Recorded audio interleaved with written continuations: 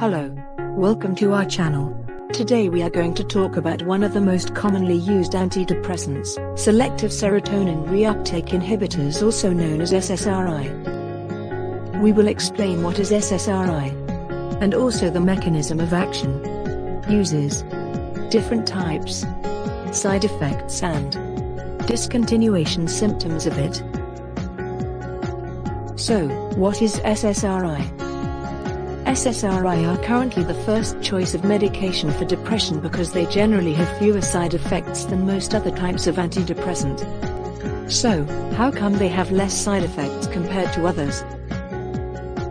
This is because it works by increasing the level of serotonin of our body.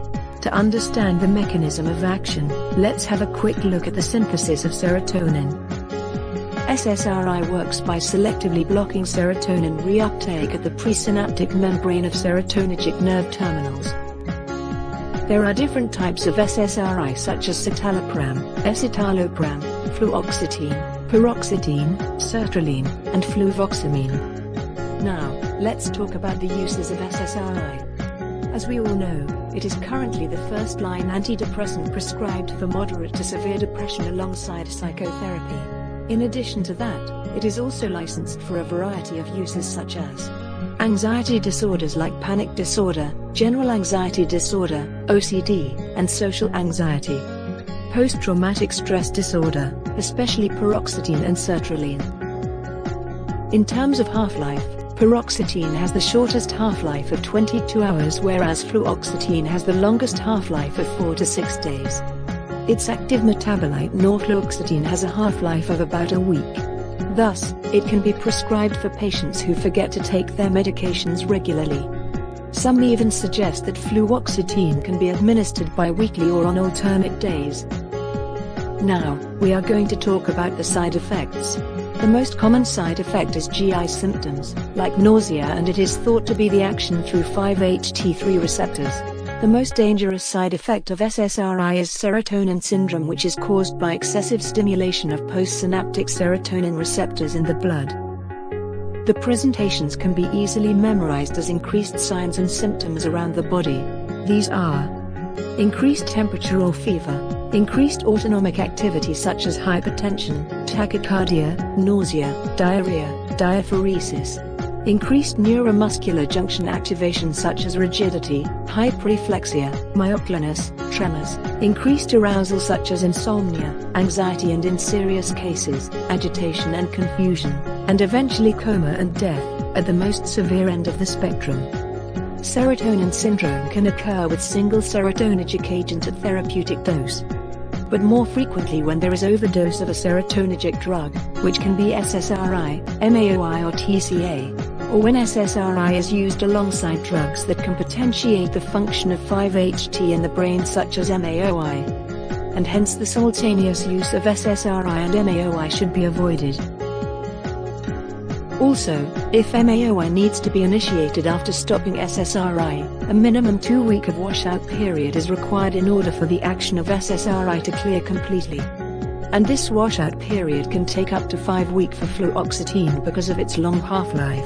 And similarly, when we want to start SSRI after discontinuing MAOI, the same duration of 2-week washout period is necessary. Management of serotonin syndrome includes stopping the offending agent, supportive care with constant supervised monitoring, and since most of the CNS symptoms of serotonin syndrome are possibly mediated via excessive stimulation of 5-HT receptor, antagonists of 5-HT2A can be used to reverse these effects. Such medications include cyproheptadine and some atypical antipsychotics. One important point to note with regards to serotonin syndrome is that its presentations are quite similar to that of neuroleptic malignant syndrome, especially when the patient has been prescribed both SSRI and antipsychotics. So, it is crucial to distinguish these two, as management is different for each scenario. Another major adverse effect of SSRI is GI bleeding, because it inhibits platelet aggregation. Thus, it needs to be taken in caution with drugs that can have the risk of bleeding such as an SAID. NICE guidelines even recommend avoiding SSRI in patients taking warfarin or heparin. Other well-known side effects include sexual dysfunction, which can be due to action of serotonin on 5-HT2 receptors. Buspirone can be a potential treatment for SSRI-induced sexual dysfunction due to its 5-HT1A partial agonist activity. Hyponatremia, which can present with lethargy and weakness. Unlike TCA, SSRI does not typically cause cardiotoxicity, except citalopram, which can cause QTc prolongation, and it is linked to a risk of torsade de pant. It should be avoided if other QTc prolonging drugs are prescribed, such as haloperidol. Another side effect is inhibition of cytochrome P450 enzyme system, which increases the levels of drugs that undergo hepatic metabolism. For example, warfarin and clozapine. Among the SSRI, citalopram is not a potent inhibitor of cytochrome enzymes, so it is useful for elderly patients as it is associated with lower risks of drug interactions. Moreover, patients should be warned about increased risk of anxiety and agitation after starting a SSRI. In addition to this, some evidence suggests SSRI can increase the risk of suicide in vulnerable patients in early stages of treatment. So, it is required to review the patient 2 week or 1 week for those under 30 years of age, after initiating the treatment.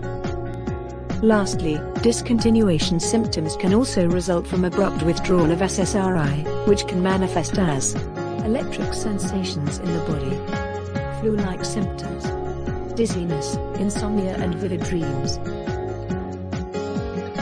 crying spells, irritability, gastrointestinal symptoms like pain, cramping, diarrhea and vomiting. SSRI discontinuation reactions are of short duration, resolving spontaneously between 1 day and 3 weeks after onset. Typically, discontinuation symptoms usually resolve fully within 24 hours if the original antidepressant is recommended. And SSRI with short half-life are more likely to cause these discontinuation symptoms than those with long half-life. Abrupt withdrawal can cause these discontinuation symptoms, so gradual tapering of SSRI over several weeks is strongly recommended. But this does not apply for long half-life drugs like fluoxetine. Here is everything you need to know about SSRI. Thanks for watching our channel. We will be uploading more videos to simplify topics for MRC Psyche. Don't forget to like and subscribe our channel, and please share your thoughts, feedbacks and suggestions on the comment section below.